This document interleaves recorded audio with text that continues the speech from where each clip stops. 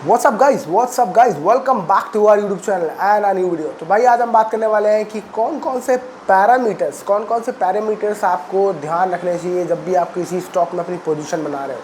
कोई भी स्टॉक आप जब खरीद रहे हो, कोई भी स्टॉक आप जब सोच रहे हो कि यार ये स्टॉक मुझे खरीदना चाहिए, या आपका कोई फैसला है कि अब मुझे स्टॉक मार्केट में अपनी जर्नी स्टार्ट करनी है, तो क्या पैरामीटर्स होने चाहिए किसी स्टॉक को खरीदने से पहले, क्या क्या चीज़ें आपको चेक करनी चाहिए, क्या क्या चेकलिस्ट होनी चाहिए, इसको आप चेक करके आगे बढ़ो।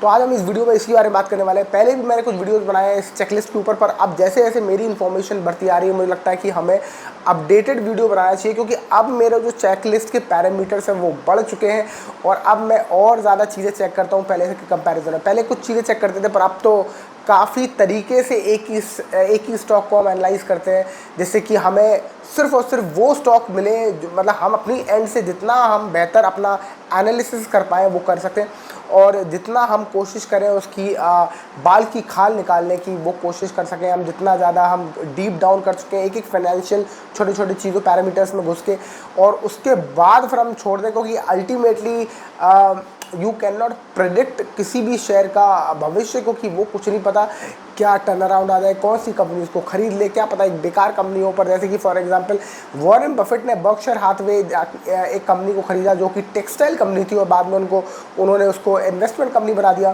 तो कौन सी कंपनी किसको खरीद ले कुछ पता नहीं होता है, इसलिए आप पूरा 100% तो किसी चीज़ का प्रेडिक्शन नहीं कर सकते, बट स्टिल आप अपने एंड से थोड़ा बहुत जो चेकलिस्ट चेक कर सकते हैं वो कर सकते हैं। तो आज हम उसी चेकलिस्ट के बारे में बात करने वाले, कितने सारे पैरामीटर्स हैं जिस पे हम ध्यान दे सकते हैं, और उसके बाद फिर भगवान मालिक है, राइट। तो सबसे पहला पैरामीटर आपको जो चेक करना है जब भी आप किसी स्टॉक को देखते हैं उसको चेक करना है, वो है PE ratio, price to earning ratio आपको चेक करना है। प्राइस टू अर्निंग रेशियो आप इतना समझ लो कि बहुत सारे मैंने वीडियोस बनाए हैं पहले कि price to earning ratio exactly होता क्या है। अगर हर चीज़ पैरामीटर को मैं इसमें डिस्कस करूंगा इस वीडियो में तो बहुत लंबा हो जाएगा, बट हम बात करने वाले हैं price to earning ratio.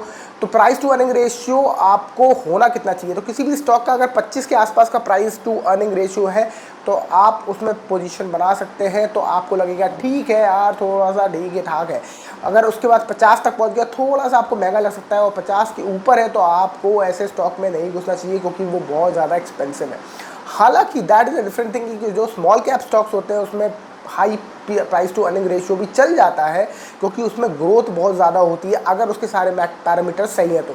But आपको अपने for your comfort zone, for your क्या कहते हैं सेफ साइड, आपको यही ढूंढना है कि उसका पी रेशियो बहुत कम है। अभी आप देखोगे तो बहुत सारी बड़ी कंपनीज हैं जिसका ROE ROC बहुत बढ़िया, पर इनका आप देखोगे तो प्राइस टू अर्निंग रेशियो बहुत ज़्यादा है। आपको सस्ते प्राइस टू अर्निंग रेशियो वाले स्टॉक तो मिलना ही बहुत मुश्किल है अभी राइट नाउ। ये शायद कैमरा हिल रहा है, 2 मिनट रुकिए, मुझे कैमरा मैं बंदी वो कर दूँ। हाँ, तो कैमरा हिल रहा था, मैंने कहा पंखा बंद कर देते हैं। तो ठीक है, प्राइस टू अर्निंग रेशियो आपको चेक करना है, और प्राइस टू अर्निंग रेशियो में आपको 25 से नीचे होना चाहिए। दूसरा इंपॉर्टेंट पैरामीटर है ROCE, जिसको हम कहते हैं रिटर्न ऑन कैपिटल एम्प्लॉयड।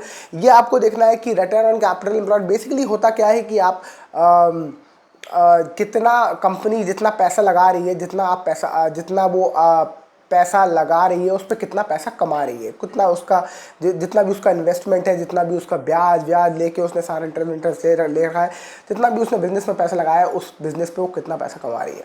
अब ROC ही ये होता है। ROE होता है return on equity return on equity भी आपको देखना है, जिसको विच इज कॉल्ड ROE। तो आपको ROCE और ROE दोनों देखने हैं, और दोनों अगर स्टॉक 10 से 20% के आसपास है तो फेयरली वैल्यूड है, ठीक है, आप सोच सकते हैं। अगर उससे ज़्यादा है तो बहुत बढ़िया है, और उससे कम है तो आपको मेरे हिसाब से 10 के नीचे किसी कंपनी की ROE ROCE है तो आपको नहीं घुसना चाहिए, क्योंकि फिर उसमें ग्रोथ नहीं आ रही उस हिसाब से। ना वो इन्वेस्टर्स के लिए पैसा बना रहा है और ना वो कंपनी के लिए पैसा बना रहा है, क्योंकि ROCE भी बहुत कम है। इसके आगे चलते हैं। इसके आगे जो बहुत इंपॉर्टेंट चीज़ है मुझे लगता है वो हम देखते हैं, वो है उसका ऑपरेटिंग प्रॉफिट। आप ये देखना कभी भी इसको लिए आप इस जो सारी चीज़ें चेक करना है ना आपको, आप screener.in का यूज़ कर सकते हो, जिसमें आप जाके चेक कर सकते हो। screener.in में कोई भी शेयर का डालेंगे आप प्राइस आपको मिल जाएगा। हर किसी को अपना अलग अलग कंफर्ट जोन है, कोई मनी कंट्रोल पे चेक करता है, आप स्क्रीनर.इन पे चेक करें, जिस पे चेक करें, मैं स्क्रीनर.इन पर्सनली यूज़ करता हूँ।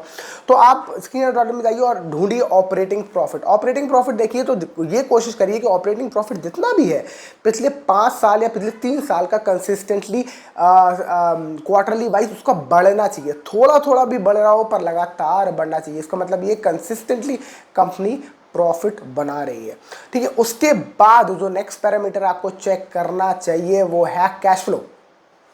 तो अगर आप देखें तो कैश फ्लो पॉजिटिव होना चाहिए, यानी कि कंपनी को अच्छा कैश फ्लो जनरेट करना चाहिए। अगर कैश फ्लो बढ़िया आ रहा है तो मतलब कि कैश रिच कंपनी, मतलब कि पैसा कंपनी के हाथ में रहता है। तो ऐसे कंपनी जिनके पास कैश होता रहा, उनके ऊपर कर्जा नहीं आता जल्दी, क्योंकि उनके पास कैश रिच कंपनी होती है।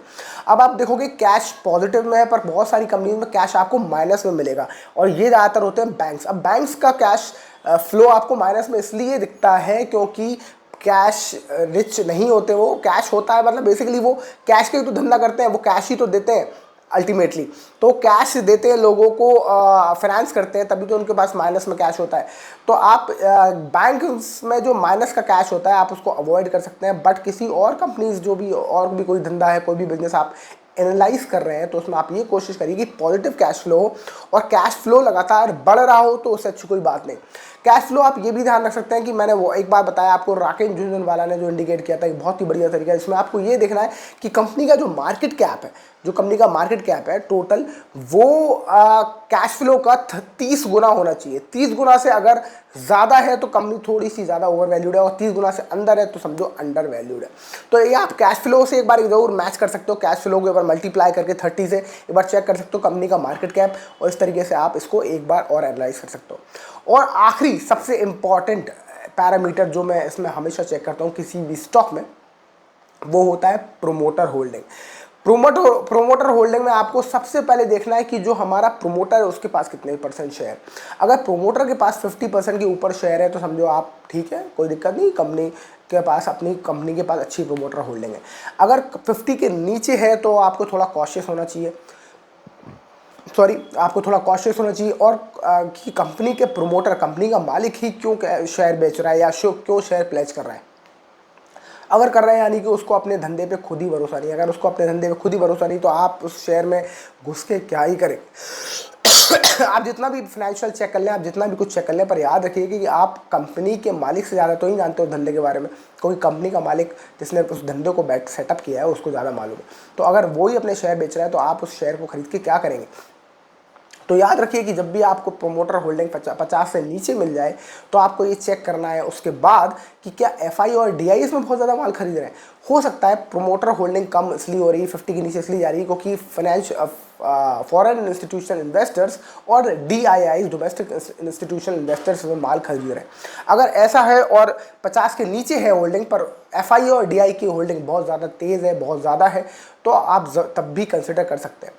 इसके बाद आगे पब्लिक की होल्डिंग। आपको ये कोशिश करना है कि जो पब्लिक की होल्डिंग है वो कम हो। पब्लिक के पास अगर शेयर बहुत ज़्यादा होते हैं तो पब्लिक के पास, आप ये समझो कि पब्लिक के पास इतना पैसा नहीं होता कि शेयर को आप ऊपर ले जा सको।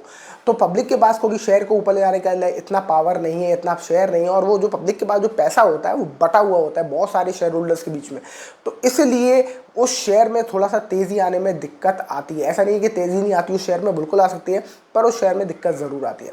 तो अगर आप कोशिश करें कि पब्लिक के पास होल्डिंग कम हो, एफआईआई डीआई के पास पब्लिक शेयर होल्डिंग ज़्यादा हो, प्रोमोटर के पास शेयर होल्डिंग ज़्यादा हो, और प्रोमोटर लगातार आप चेक करें कि पिछले 5 साल में अपने शेयर बेच तो नहीं लगा लगातार। अगर लगातार बेच रहा है तो दिक्कत है, बीच में थोड़ा बहुत 2-5% बेच दिया तो कोई प्रॉब्लम नहीं, पर लगातार अगर शेयर धीरे धीरे कम कर रहा है तो इसका मतलब ये एक इशारा है कि कंपनी का जो प्रोमोटर है, जो मालिक है, वो ही अपनी कंपनी के शेयर धीरे धीरे चेप के रिटेल इन्वेस्टर को दे रहा है, राइट। तो अगर आप ये सारे पैरामीटर्स को चेक कर लेंगे तो आपको एक आइडिया हो जाएगा कंपनी के बारे में कि ठीक है ये सारी पिक्चर है। उसके बाद अब आपको कंपनी के फंडामेंटल एनालिसिस चेक करना है। इसके लिए आप और भी चीज़ें रिसर्च कर सकते हैं कि कंपनी क्या क्या बिजनेस कर रही है, आप और दूसरे आर्टिकल्स पढ़ सकते हैं, कंपनी को कौन सा ऑर्डर मिलने वाला है, कंपनी क्या काम करती है, कौन से सेक्टर की कंपनी है और क्या उस सेक्टर में आगे बढ़त आने वाली है कि नहीं। तो अगर आप ये सारे पैरामीटर्स चेक कर लेंगे तो एक आप बेटर एक इन्वेस्टर बन सकते हैं, एक बेटर इन्फॉर्म्ड इन्वेस्टर बन सकते हैं। सकते हैं और बेटर तरीके से आप एनालाइज कर पाएंगे।